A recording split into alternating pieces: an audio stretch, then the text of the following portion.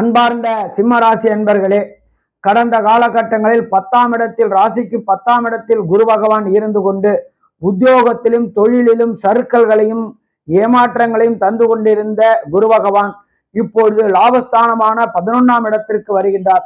கடந்த காலகட்டங்களில் ஏற்பட்ட இழப்புகள் அத்தனையும் இந்த காலகட்டங்களில் சரி செய்யக்கூடிய வாய்ப்புகள் உண்டாகும்.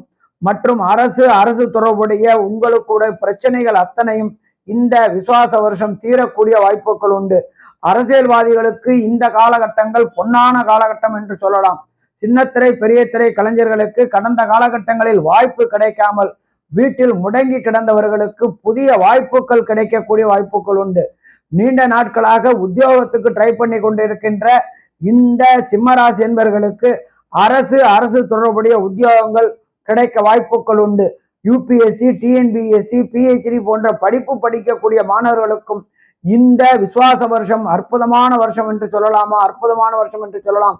நன்றி, நமஸ்காரம்.